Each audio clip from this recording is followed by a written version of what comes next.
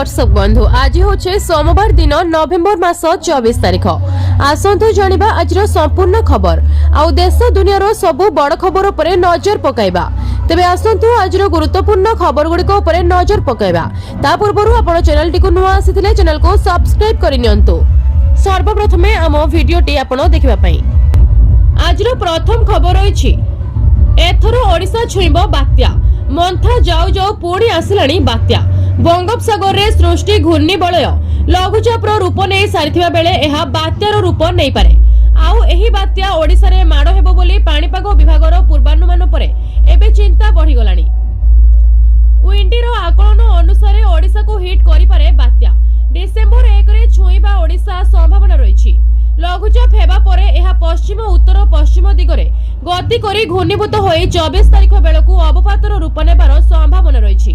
लघुचाप 48 घंटे दिग बजाय रखिबा सह दक्षिण पश्चिम बंगोपसागर रे आहुरी घनीभूत होई पारे।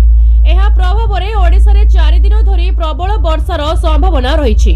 उपकूल और दक्षिण ओडिशा रे प्रबल वर्षा होई पारे। नवेम्बर 25 पर्यंत राज्यर विभिन्न स्थान रे वर्षा हेबार पूर्वानुमान करा जायछि। नवेम्बर रे बात्या एथर ओडिशा रे हिट बढ़िला चिंता छानिया लोके। अक्टोबर रे बात्या हला नवेम्बर और डिसेंबर रो भी बात्या। अक्टोबर मास हला क्षणी बात्यार भय रहे ओडिशा को। परवर्ती खबर अछि सोना 2340 टंका कमिला। सोना और रूपा दर रे ह्रासर धारा चलित सप्ताह रे मध्य अब्याहत रहिछि। गत सप्ताह रु आरंभ होइथिबा एही धारा रे उभय सोना और रूपा सस्ता हेउछि। आज भुवनेश्वर रे 22 कैरेट सोनार 10 ग्राम पिछा दाम 2150 टंका ह्रास पाई 1,13,000 टंका को खसी आसीछि। सेही समय रे 24 कैरेट सोनार 10 ग्राम पिछा दाम 2340 टंका ह्रास पाई 1,23,280 टंका होइछि। रूपा केजी दाम 1,70,000 टंका रे अपरिवर्तित रही। गत धनतेरस बेलकू रूपा दाम रेकर्ड 2,07,000 टंका को वृद्धि पाइथिला। इति मध्यरे सेथिरे 37,000 टंकार ह्रास होइछि। तबे लगातार 3 दिन धरी रूपा दाम क्रमे कौनसी परिवर्तन होई नहीं। पार्वण समय रे हठात सोना और रूपा दर बढ़िथिला। अमेरिका राष्ट्रपति डोनाल्ड ट्रम्प को चढ़ा शुल्क नीति भू राजनैतिक संकट और वाणिज्य नीति रे अनिश्चितता आदि कारण पाई निवेशक माने सोनार निवेश बढ़ाइथिले। सेथि पाई चलित वर्ष गहना तुलना रे सोना बार एवं कॉइन अधिक बिक्री होइथिला। एबे निवेशक माने लाभ पाइबा आशा रे सोना और रूपा बिक्री करुथिबारु दाम कम हेउछि। परवर्ती खबर अछि ईपीएफओ रे हेबाकु जाउछि बड़ परिवर्तन। जानंतु केते वृद्धि पाइबो दरमा सीमा। देशर लक्ष लक्ष कर्मचारी ईपीएफओ सहित जड़ित एवं सेमानंको पई पीएफ अकाउंट एक संचय अकाउंट परि काम करे। छोट मासिक कटुथिबा टंका दीर्घकालीन भावरे आगामी दिन रे बहुत उपयोगी प्रमाणित हुए। सरकार बारंबार ईपीएफओ नियम परिवर्तन करंती जहां लक्ष लक्ष पीएफ अकाउंट धारी को प्रभावित करे। वर्तमान ईपीएफओ रो शामिल हेबा पई सरकार एक दरमा सीमा स्थिर करछंती। एही सीमा को वृद्धि करिवार योजना अछि। जदि नूतन सीमा कार्यकारी हुए तेबे 10 नियुतरु अधिक कर्मचारी को अवसर पांठी एवं पेंशन सुरक्षा वृद्धि हेबे। पुराना नियम गुडी को आउ कर्मचारी को आवश्यकता पूर्ण करू नाही। एही कारणरो दरमा सीमा वृद्धि करबा पई प्रस्तुति चलिछि। आसंतु जनिबा केते सीमा वृद्धि पाइबो। बाध्यतामूलक ईपीएफओ सदस्यता पई दरमा सीमा 15,000 अटे। तथापि सरकार एहाको वृद्धि करबाको गंभीरतार सहित विचार करूछंती। नूतन परिवर्तन अनुसार एही सीमा 25,000 को वृद्धि करा जाय पारे। जदि एहा हुए तेबे सबुठारु बड़ लाभ सही कर्मचारी मानकु मिलिबो जहांकर मूल दरमा 15,000 रु टिकिए अधिक एवं जो माने वर्तमान ईपीएफ एवं ईपीएस कवरेज बाहर अछंती।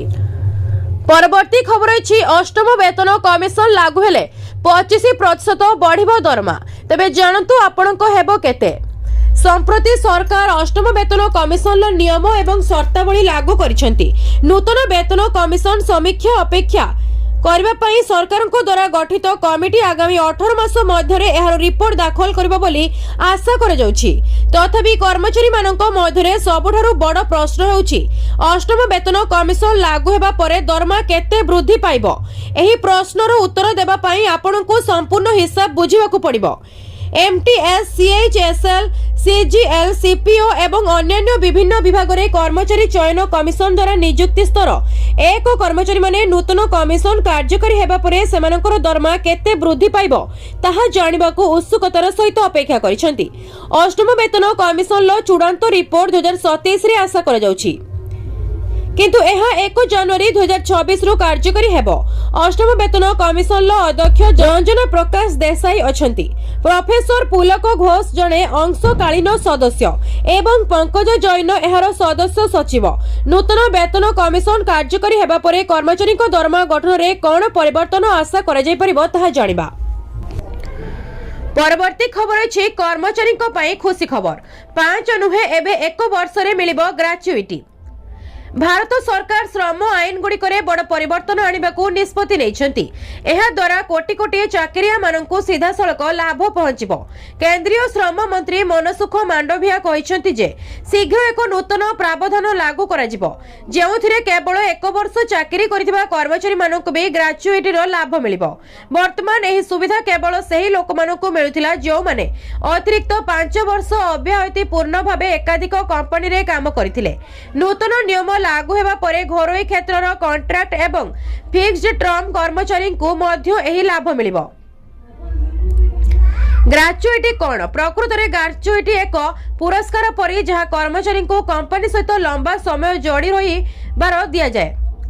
देश रे एही आईन 1972 ठारू लागू अछि एवं एहारो हिसाब एक निर्धारित फॉर्मूला अनुसार करा जाय किंतु एही सूत्र वर्तमान 5 वर्षर सेवा आधार रे अछि। सरकार सूचना दैछंती जे 1 वर्ष रे ग्रेच्युइटी ग्रेच्युइटी देबार प्रणाली मध्य शीघ्र जणा जिवो।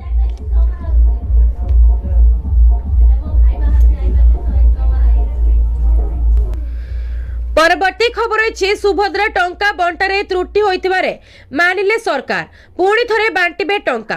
राज्य सरकार सुभद्रा योजना रे हिताधिकारी मानक पई आउ एक बड़ आश्वस्ति दैछंती। द्वितीय किस्तिरु बाद पड़िथिबा समस्त हिताधिकारी मानकू टंका मिलिबो। सुभद्रा पोर्टाल ने मृत हिताधिकारी प्रसंग में उपमुख्यमंत्री प्रभाती परिड़ा गणमाध्यम को यह सूचना देइछंती।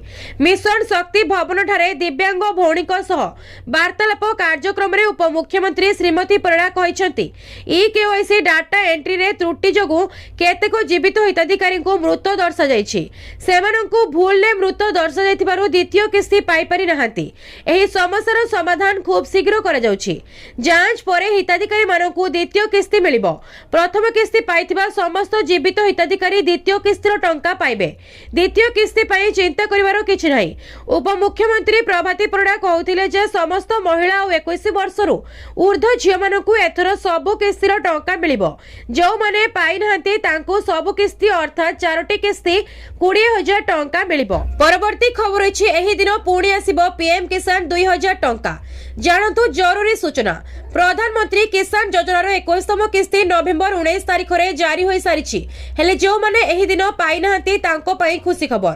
पुणी मिलिबो सही मानकु जे गत नवेम्बर 19 तारिख दिन पाइ नाहंती तांको 2,000 टंका। हाँ दर्शक बंधु एहा द्वारा कोटी कोटी चाषी मानक एक बड़ आश्वस्ति मिलवाकू जाउछि।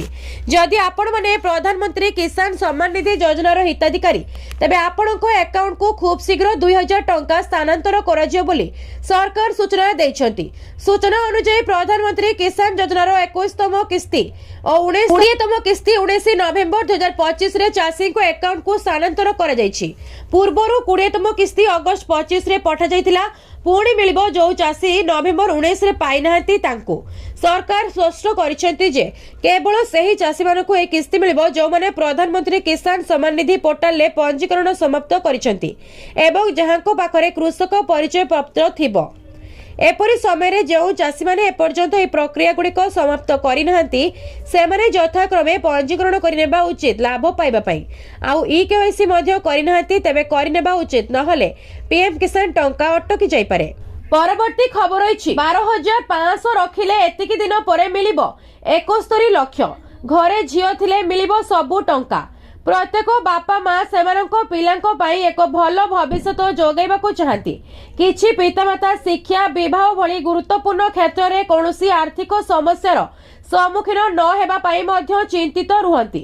ସେମାନଙ୍କ ପାଇଁ ଗୋଟିଏ ମହାନ ସଞ୍ଚୟ ଯୋଜନା ଅଛି। ଏହା କେନ୍ଦ୍ର ସରକାରଙ୍କ ଦ୍ୱାରା ଆପଣଙ୍କ ଝିଅର ଭବିଷ୍ୟତକୁ ଆର୍ଥିକ ଭାବରେ ସୁରକ୍ଷିତ କରିବା ପାଇଁ ପ୍ରଦାନ କରାଯାଇଥିବା ଏକ ଚମତ୍କାର ଯୋଜନା। ତାହା ହେଉଛି ସୁକନ୍ୟା ସମୃଦ୍ଧି ଯୋଜନା। ଆସନ୍ତୁ ଏବେ ଏହି ଯୋଜନା ବିଷୟରେ ବିସ୍ତାରିତ ଭାବରେ ଜାଣିବା। 18 ବର୍ଷରୁ କମ୍ ବୟସର ଝିଅମାନଙ୍କ ପାଇଁ ଭାରତ ସରକାରଙ୍କ ସମ୍ପତ୍ତି ସଞ୍ଚୟ ଯୋଜନା ସୁକନ୍ୟା ସମୃଦ୍ଧି ଯୋଜନା 2015 ମସିହାରେ ଝିଅମାନଙ୍କ ଶିକ୍ଷା ଓ ବିବାହ ଖର୍ଚ୍ଚ ବହନ କରିବା ପାଇଁ ଆରମ୍ଭ ହୋଇଥିଲା ଏକ କେନ୍ଦ୍ର ସରକାରଙ୍କ ଯୋଜନା। ଜନ୍ମ ସମୟରୁ 10 ବର୍ଷ ବୟସ ପର୍ଯ୍ୟନ୍ତ ଯେକୌଣସି ସମୟରେ ବାପା ମା କିମ୍ବା ଆଇନଗତ ଅଭିଭାବକଙ୍କ ଦ୍ୱାରା ଏହି ଯୋଜନା କନ୍ୟା ସନ୍ତାନଙ୍କ ନାମରେ ଖୋଲା ଯାଇପାରିବ। ଏହା ସରକାରଙ୍କ ଦ୍ୱାରା ପ୍ରଦାନ କରାଯାଉଥିବା ସବୁଠାରୁ ନିର୍ଭରଯୋଗ୍ୟ ଓ ଲାଭଦାୟକ ସଞ୍ଚୟ ଯୋଜନା ମଧ୍ୟରୁ ଗୋଟିଏ।